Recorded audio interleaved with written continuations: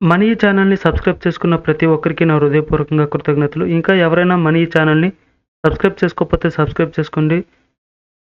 ఈ వీడియోని పూర్తిగా చూడండి. నచ్చితే లైక్ చేయండి. రైల్వే జాబ్స్ కోసం ప్రిపేర్ అవుతున్న మీ స్నేహితులకు షేర్ చేయండి. క్రింది వాటిలో దేనిని యాంటాసిడ్‌గా ఉపయోగిస్తారు?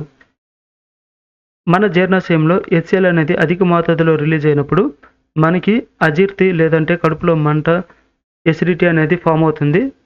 అంటే మన జీర్ణాశయంలో హెచ్‌సిఎల్ అధిక మోతాదులో రిలీజ్ అవ్వడం వల్ల ఆమ్లత్వం అనేది ఎక్కువవుతుంది. దాన్ని తటస్థీకరించడం కోసం క్షారం అనేది ఇవ్వాలి. క్షారం ఇస్తే ఆమ్లం అనేది క్షారంతో చర్య జరిపి తటస్థీకరణ చర్య అనేది ఫార్మ్ అవుతుంది. కాబట్టి ఇక్కడ మనకి క్షారంగా మెగ్నీషియం హైడ్రాక్సైడ్‌ని అయితే ఇవ్వడం జరుగుతుంది. కాబట్టి 311 ప్రశ్నకు సంబంధించి యాంటాసిడ్‌గా దేన్ని ఉపయోగిస్తారంటే మెగ్నీషియం హైడ్రాక్సైడ్‌ని అయితే ఉపయోగించడం జరుగుతుంది. అలానే మనకి టీవీల్లో దీనికి సంబంధించి ఈ కడుపులో మంట, అజీర్తి, పుల్లటి తేనుపులకు సంబంధించి అడ్వర్టైజ్‌మెంట్ అయితే రావడం జరుగుతుంది. ఆ అడ్వర్టైజ్‌మెంట్‌కి సంబంధించి ప్రొడక్ట్ పేరిచ్చి ఆ ప్రొడక్ట్‌లో యాంటాసిడ్‌గా దేనిని ఉపయోగిస్తారని కూడా మనకి ఎగ్జామ్‌లో అడగొచ్చు. కాబట్టి దానిలో యాంటాసిడ్‌గా మెగ్నీషియం హైడ్రాక్సైడ్‌ని అయితే ఉపయోగించడం జరుగుతుంది.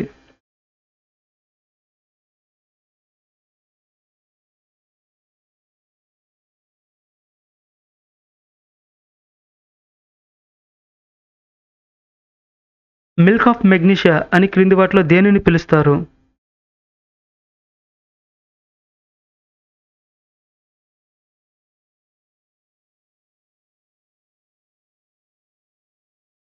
మిల్క్ ఆఫ్ మెగ్నీషియా అని మెగ్నీషియం హైడ్రాక్సైడ్‌ని పిలుస్తారు.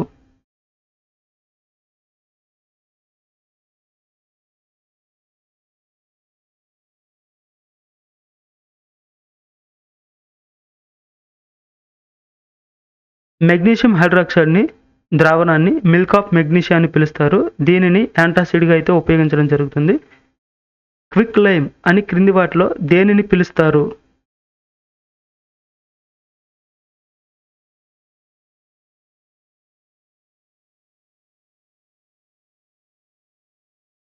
క్విక్ లైమ్ అని కాల్షియం ఆక్సైడ్‌ను క్విక్ లైమ్ అని పిలుస్తారు.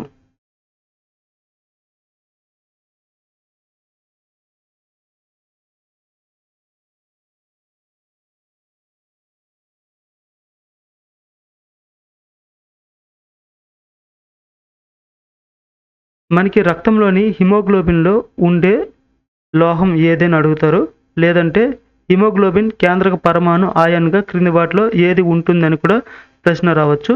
కాబట్టి హిమోగ్లోబిన్‌లో మనకి ఐరన్ అనేది ఉండడం జరుగుతుంది.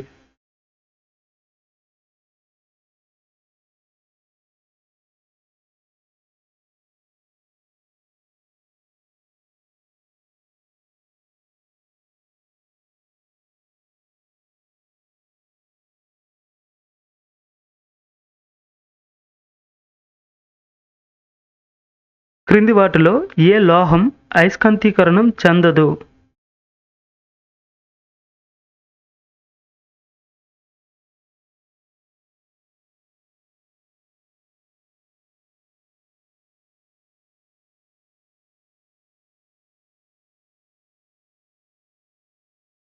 మనకి జింక్ లోహంలో ఒంటరి ఎలక్ట్రాన్లు అనేవి ఉండవు. కాబట్టి ఇది అయస్కాంతీకరణం అనేది చెందదు.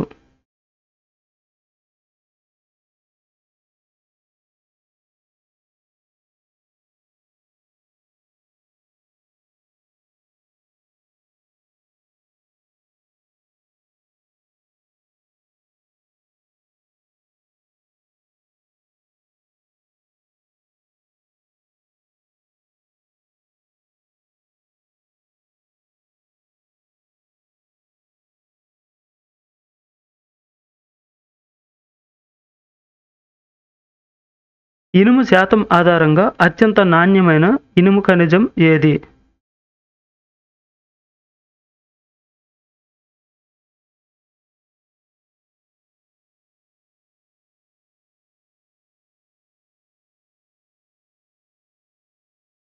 ఇనుము శాతం ఆధారంగా అత్యంత నాణ్యమైన ఇనుప ఖనిజం మాగ్నటైట్.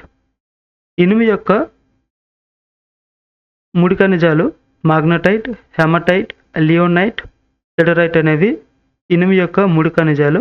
ఇందులో ఇనుము శాతం ఆధారంగా చూసుకుంటే అత్యంత నాణ్యమైన ఇనుప ఖనిజం ఏదంటే మాగ్నటైట్.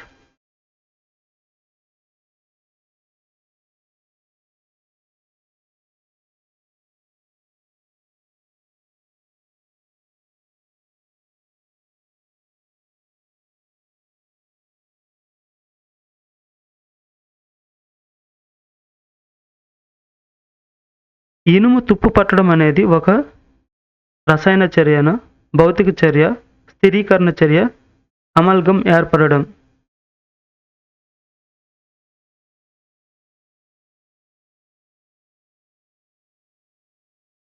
ఇనుము తుప్పు పట్టడం అనేది ఒక రసాయన చర్య.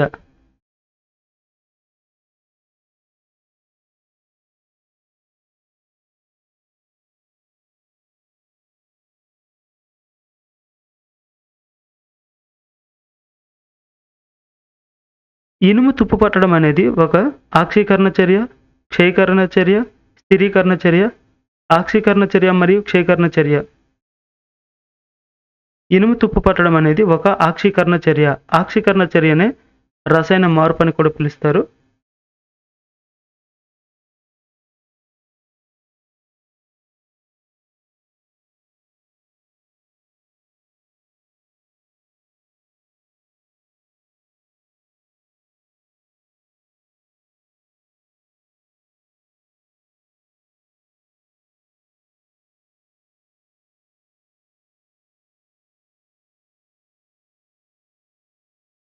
బ్రైన్ ద్రావణమని దేనిని పిలుస్తారు?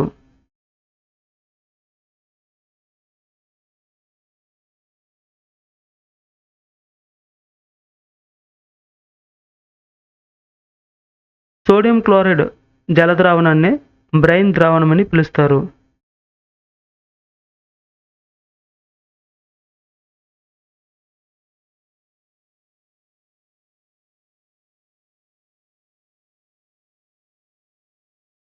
బేకింగ్ సోడా లేదా వంట సోడా అని దేనిని పిలుస్తారు?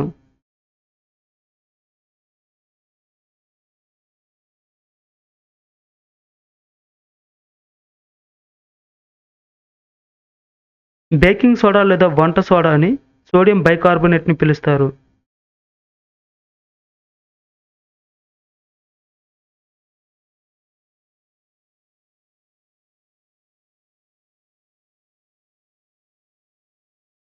ఈ వీడియో మీకు నచ్చినట్టయితే లైక్ చేయండి.